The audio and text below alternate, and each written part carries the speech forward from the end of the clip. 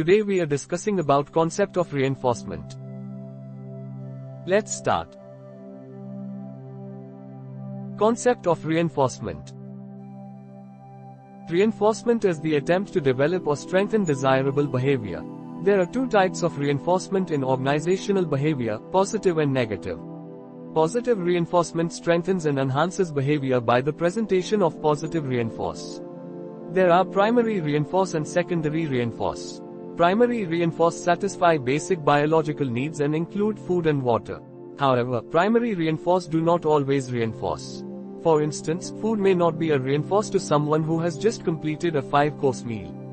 Most behaviors in organizations are influenced by secondary reinforce. In Hindi, सुदृढ़ीकरण वांछित व्यवहार को विकसित करने या मजबूत करने का प्रयास है। वहाँ दो है संगठनात्मक व्यवहार में सुदृढ़ीकरण के प्रकार, सकारात्मक और नकारात्मक। सकारात्मक सुदृढ़ीकरण की प्रस्तुति द्वारा व्यवहार को मजबूत और बढ़ाता है। प्राथमिक सुदृढ़ीकरण और द्वितीयक सुदृढ़ीकरण है। प्राथमिक सुदृढ़ीकरण बुनियादी जैविक जरूरतों को पूरा करता है और इसमें भोजन और पानी शामिल है। हालांकि, प्राथमिक सुदृढ़ीकरण हमेशा सुदृढ़ नहीं होता है। उदाहरण के लिए, भोजन किसी ऐसे व्यक्ति के लिए सहायक नहीं हो सकता है जिसने अभी 5 कोर्स का भोजन पूरा किया हो। संगठनों में अधिकांश व्यवहार द्वितीयक सुदृढ़ीकरण से प्रभावित होते हैं। These include such benefits as money, status, grades, trophies and praise from others. These include such benefits as money, status, grades, trophies and praise from others. These become positive reinforce because of their associations with the primary reinforce and hence are often called conditioned reinforce. It should be noted that an event that functions as a positive reinforce at one time or in one context may have a different effect at another time or in another place. For example, food may serve as a positive reinforce for a person who is hungry, but not when the person, as stated above, has already a large meal. Clearly, a stimulus that functions as a positive reinforce for one person may fail to operate in a similar manner for another person. Within itself, positive reinforcement has several principles. In Hindi, इनमें पैसा, रुतबा, grade, ट्रॉफियां और दूसरों से प्रशंसा जैसे लाभ शामिल हैं। इनमें पैसा, रुतबा, ग्रेड, ट्रॉफियां और दूसरों से प्रशंसा जैसे लाभ शामिल हैं। ये प्राथमिक सुदृढ़ीकरण के साथ अपने जुड़ाव के कारण सकारात्मक सुदृढ़ीकरण बन जाते हैं और इसलिए अक्सर इन्हें सशर्त सुदृढ़ीकरण कहा जाता है। एक अन्य जगह, उदाहरण के लिए, भोजन एक भूखे व्यक्ति के लिए एक सकारात्मक सुदृढ़ीकरण के रूप में काम कर सकता है, लेकिन तब नहीं जब व्यक्ति, जैसा कि ऊपर कहा गया है, पहले से ही एक बड़ा भोजन कर चुका है। स्पष्ट रूप से, एक प्रोत्साहन जो एक व्यक्ति के लिए एक सकारात्मक सुदृढ़ीकरण के रूप में कार्य करता है, वह दूसरे व्यक्ति के लिए समान तरीके से कार्य करने में विफल हो सकता है। स्वयं के भीतर, सकारात्मक सुदृढ़ीकरण के कई सिद्धांत हैं। 1. The principle of contingent reinforcement states that the reinforce must be administered only if the desired behavior has occurred. A reinforce administered when the desired behavior has not been performed becomes ineffective. 2. The principle of immediate reinforcement states that the reinforce will be most effective if administered immediately after the desired behavior has occurred. The more time that elapses after the behavior occurs, the less effective the reinforce will be. In Hindi, एक आकस्मिक सुदृढ़ीकरण के सिद्धांत में कहा गया है कि सुदृढ़ीकरण को तभी प्रशासित किया जाना चाहिए जब वांछित व्यवहार हुआ हो। जब वांछित व्यवहार नहीं किया जाता है तो प्रशासित एक सुदृढ़ीकरण अप्रभावी हो जाता है। 2. तत्काल सुदृढ़ीकरण के सिद्धांत में कहा गया है कि यदि वांछित व्यवहार होने के तुरंत बाद प्रशासित किया जाता है तो सुदृढ़ीकरण सबसे प्रभावी होगा। व्यवहार होने के बाद जितना अधिक समय बीतता है, उतना ही कम प्रभावी सुदृढ़ीकरण होगा। 3. The principle of reinforcement size stated that the larger the amount of reinforcement delivered after the desired behavior, the more effect the reinforce will have on the frequency of the desired behavior. The amount or size of reinforce is relative. A reinforce that may be insignificant to one person may be significant to another person. Thus, the size of the reinforce must be determined in relation both to the behavior and the individual. 4. The principle of reinforcement deprivation states that the more a person is deprived of the reinforce, the greater effect it will have on the future occurrence of the desired behavior. However, if an individual recently has had enough of a reinforce and is satisfied, the reinforce will have less effect. In Hindi 3.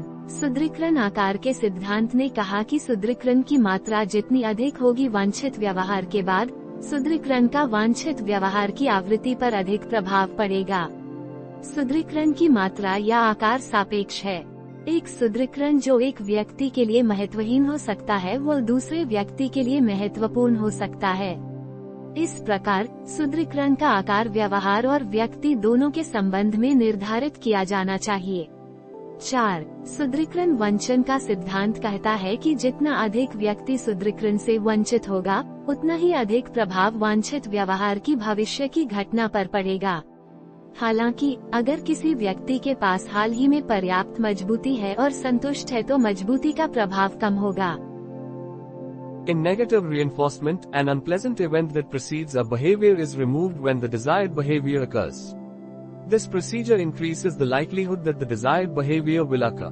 Just as there are positive reinforcers, there are the stimuli that strengthen responses that permit an organism to avoid or escape from their presence.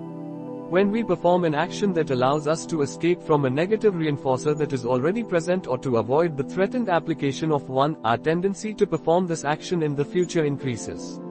Some negative reinforcers such as intense heat, extreme cold, or electric shock exert their effects the first time they are encountered, whereas others acquire their impact through repeated association. इन हिंदी नकारात्मक सुदृढ़ीकरण में एक अप्रिय घटना जो व्यवहार से पहले होती है वांछित व्यवहार होने पर हटा दी जाती है। यह प्रक्रिया इस संभावना को बढ़ाती है कि वांछित व्यवहार घटित होगा। जिस तरह सकारात्मक प्रबलक होते हैं वैसे ही उत्तेजनाएं होती हैं जो प्रतिक्रियाओं को मजबूत करती हैं जो जीव को उनकी उपस्थिति से बचने या बचने की अनुमति देती हैं।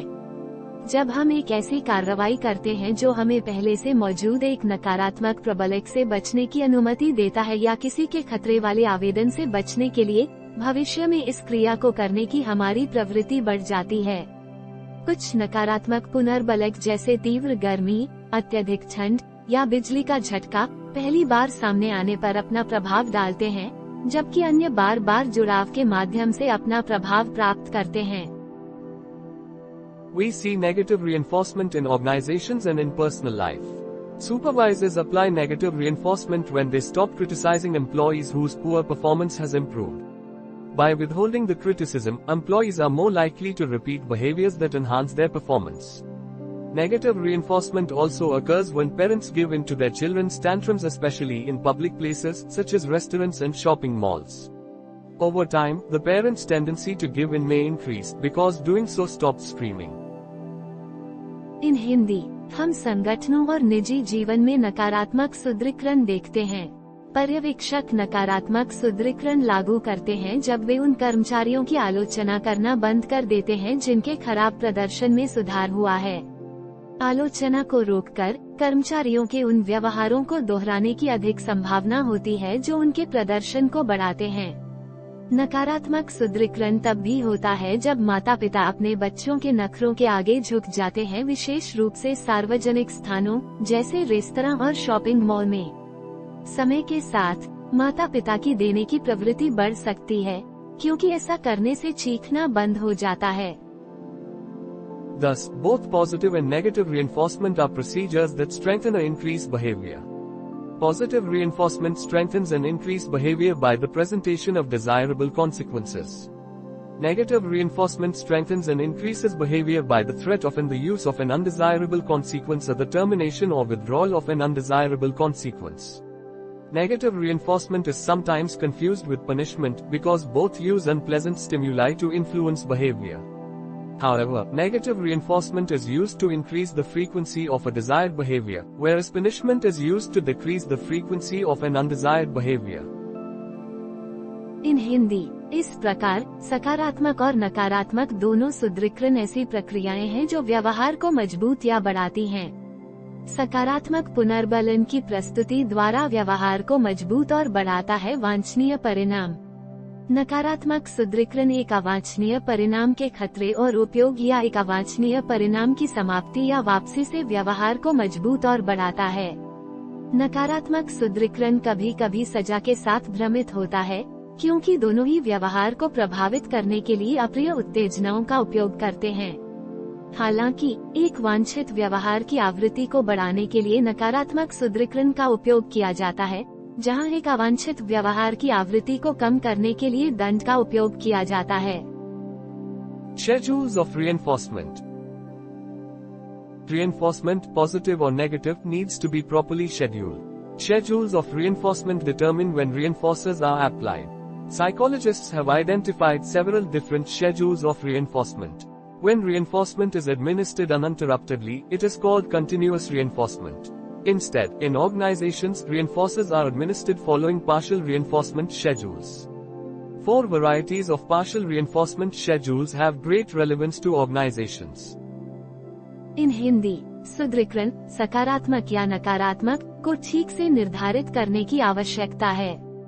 सुदृढ़ीकरण की अनुसूचियां निर्धारित करती हैं कि प्रबलकों को कब लागू किया जाता है। मनोवैज्ञानिकों ने सुदृढ़ीकरण के कई अलग अलग कार्यक्रमों की पहचान की है। जब पुनर्बलन को निर्बाध रूप से प्रशासित किया जाता है, तो इसे सतत पुनर्बलन कहा जाता है। इसके बजाय संगठनों में रीइंफोर्सर्स को आंशिक रीइंफोर्समेंट शेड्यूल के बाद प्रशासित किया जाता है। आंशिक सुदृढ़ीकरण अनुसूचियों की 4 किस्मों की संगठनों के लिए बहुत प्रासंगिकता है। They are 1. Fixed interval schedule. It means providing reinforcement on a predetermined, constant schedule. The first desired behavior to occur after the interval has elapsed is reinforced. E.g., monthly paycheck. 2. Variable interval schedule. It also uses time as the basis for applying reinforcement, but it varies the intervals between reinforcements. 3. Fixed ratio schedule. Reinforcement is administered after the desired behaviors occur a specified number of times. E.g., peace rating. इन हिंदी, वे है एक निश्चित अंतराल अनुसूची। इसका अर्थ है पूर्व निर्धारित स्थिर समय पर सुदृढ़ीकरण प्रदान करना। अंतराल बीत जाने के बाद होने वाला पहला वांछित व्यवहार प्रबल होता है, जैसे मासिक वेतन चेक। 2. परिवर्तनीय अंतराल अनुसूची। यह सुदृढ़ीकरण को लागू करने के आधार के रूप में भी समय का उपयोग करता है, लेकिन यह सुदृढ़ीकरण के बीच के अंतराल को बदलता है। 3. निश्चित अनुपात अनुसूची। वांछित व्यवहार निर्दिष्ट संख्या में होने के बाद सुदृढ़ीकरण प्रशासित किया जाता है। उदाहरण, टुकड़ा rating. 4. Variable ratio schedule. In this, a certain number of desired behaviors must occur before the reinforcer is delivered, but the number of behaviors varies around some average. This type of reinforcement schedule provokes most interest and is preferred by employees for some tasks. It tends to be the most powerful of all the reinforcement schedules. Slot machines in a number of gambling devices operate on a variable ratio schedule. Most of the time when people put a coin into the slot they lose. But, after some unknown number of plays, the machine will pay off.